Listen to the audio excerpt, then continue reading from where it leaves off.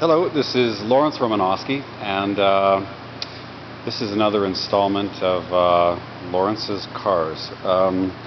So you've been with me through the roof BTR and the Alpina B7S Turbo Coupe, and another round of furious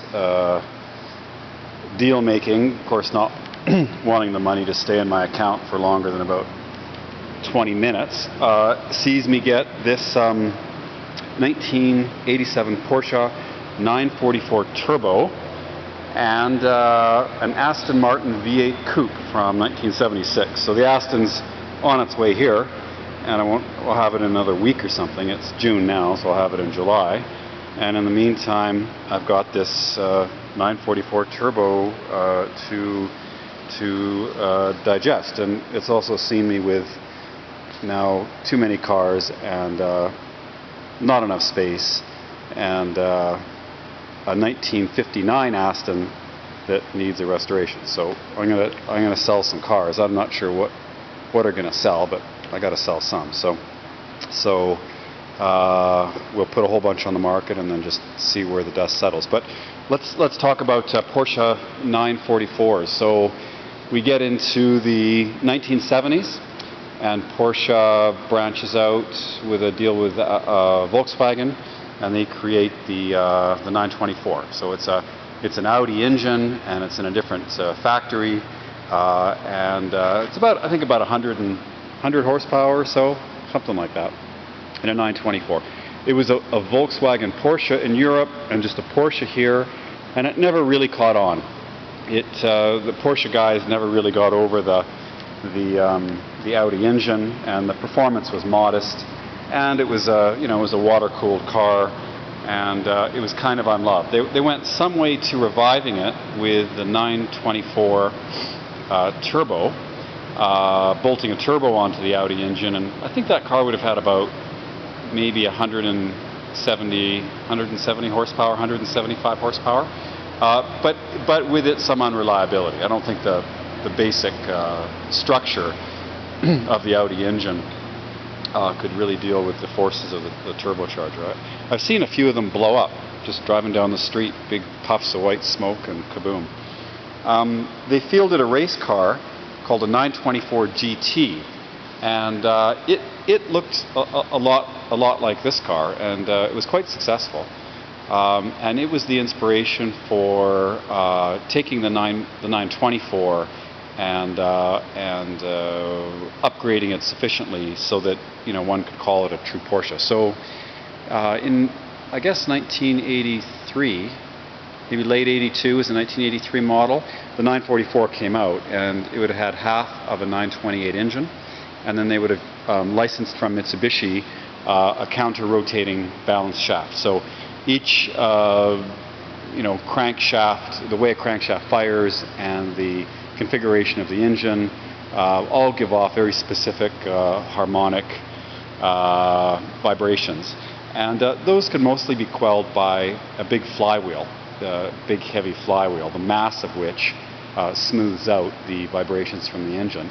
But there's a lot of weight then that you have to add, and so a Porsche's solution was a counter-rotating balance shaft, and this is, I think, chain driven off the crank, and it spins in the opposite direction of half speed or something like that, and it smooths out the engine. Okay, so that's the basis of it. And then in 86 we got the 944 Turbo, codenamed, or the model name was 951. And so in the 80s you could have had your 911 or your 928. Or your 911 and various variants of that, including the 911 Turbo. In the comparisons in the day with the 911 Turbo, this car was a couple of seconds faster around the track. It was decisively faster than the Turbo, and the Turbo would have needed an expert driver even to get within those couple of seconds. For the average driver, it might have been 4 or 5 seconds. Such was the inherent balance of the 944 Turbo, with a rear transaxle and great weight distribution and a very forgiving car, that allowed you to come much closer to the limits and ultimately get a faster time, but more importantly, let the average guy go much, much quicker than a 911. For 1989, we got well, let me get this straight. There was the 944 Turbo, then a Turbo S, and then I think for the final year in 1989, the 944 Turbo was a 944S. So the model went from 86 to 89. This is an 87 example. It morphed into something called a 968, they got rid of the turbo and replaced it with an increased displacement 3-liter engine, and there was a cabrio version and a 16-valve version, etc., etc. So that's basically the history of the car. Turns out that in the late 70s they were thinking the 911 had no future, and that the 928 and the 944 were going to be the future of Porsche. And depending on who you talk to, it was either Peter Schultz or Ulrich Bez, who's now the president or CEO of Aston Martin, who put the 911 on the front burner, and the rest is history. In the early 90s, the local Porsche dealership here gave up the franchise.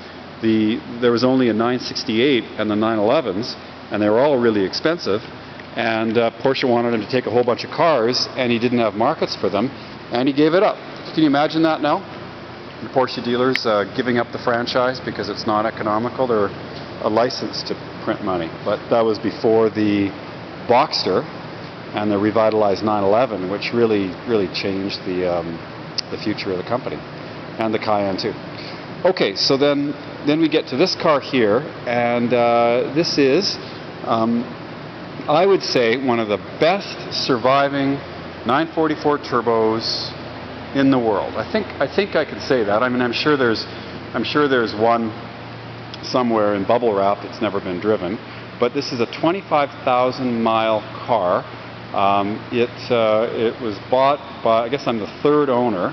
It was purchased at 10,000 miles by a local Calgary guy, and he's only run the car maybe 1,000 miles a year since then. He's had the car for I think 18 years or something like that. So it's never been in an accident. It's had a partial respray on the front end of the car for rock chips. I don't believe it's ever had a windscreen in it, which is a miracle for Calgary. Inside the car is, I mean, it's, I wouldn't say it looks brand new, but it's pretty close to brand new. It has the original Blaupunkt Reno stereo in it. The seats show just the faintest bolster wear. The sills show almost nothing. In the trunk, we'll have to find the keys for that. In the trunk, it's beautifully preserved. The wheels are, I think this one has a tiny little bit of curb rash there, just a tiny bit. And the other wheels are all good. Let's look at those. They're all good. The car has never really been run on these rims. They're not for very long, probably 10,000 miles, because when the second guy bought it, he bagged them and put some aftermarket rims on them. So they have the original Pirelli P7 tires, and they still have lots of tread. They're a little square, and there's a little bit of vibration, and I'm sure the car would handle much better without the tires. So I think for the guy that's going to use the car, I think that you'd replace the tires on it. So the car has been slightly modified. Most of them have.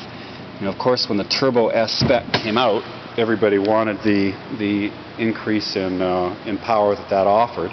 So this one has been upgraded, and what we have is the intake air box has been taken off and replaced by a K&N filter.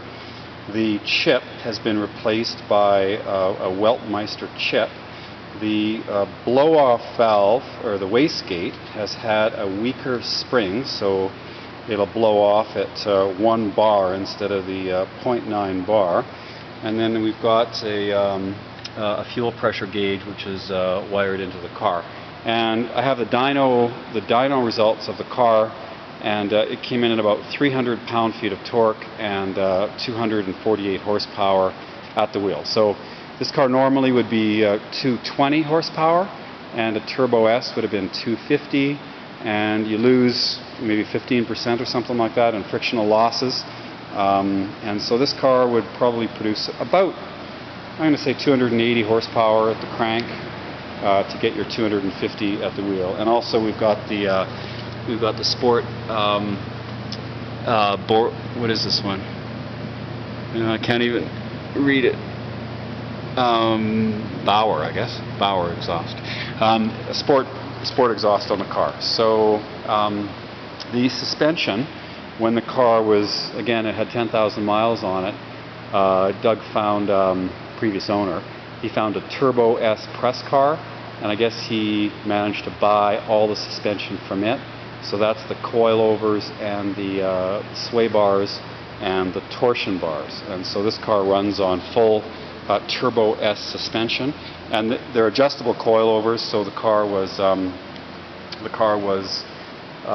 lowered. It's lowered to its maximum, and it's a little bit low right now. It scrapes pretty easy, so you may want to adjust the ride height, which is simply a matter of the nut on top of the coilover, and then raising the car and getting in alignment. The car has all the original cards and instruction manuals and books. It has the air conditioning card and the Blaupunkt Reno card and the delivery sticker and the white gloves that you use to change the tire with, and the tire's unused. And it's, I would say, close to well, I would say it's about as good as you could ever hope to find on a 944 turbo. I mean, most of these cars were beat up pretty bad, and they've never been worth that much money. They've been a bit unloved, and so a lot of them have been modded badly, raced, blown up, owned by kids who couldn't afford the maintenance, etc., etc. But this one hasn't. So it's 25,000 miles, and no accidents. It's only has about maybe a few hundred miles on the last service, but that was 2 years ago. So the engine is probably as good a place to hold oil as anything else. But the new owner, if I was going to put this car on the road, I'd probably get rid of the tires and save them. I would probably change the oil, brake, and coolant just to be on the safe side, and that's about it. So we'll link to a website here, and I'll put that on the YouTube description, and then I'll take some photographs underneath the car, and maybe we'll see if I do another video of that, and you can see kind of every square inch of the car. But if you're looking for a really good handling, economical, I would say, at least to drive, sports car, I mean, I don't know how you'd buy anything better than a 944 turbo that's been kept up in good shape. I mean, it's a tremendous value for the money, and like I said, it's if this was a 911, this were a 911, it would probably be, well, if it was a 911 turbo in this condition, it would be 4 times the money. Yet in the day, this was a faster car. So there you go. This is 1987 944 turbo, and it's a fun car. It's a fun car. So thanks for looking, and link to the website and take a look at all the pictures. Thanks a lot. Lawrence Romanosky from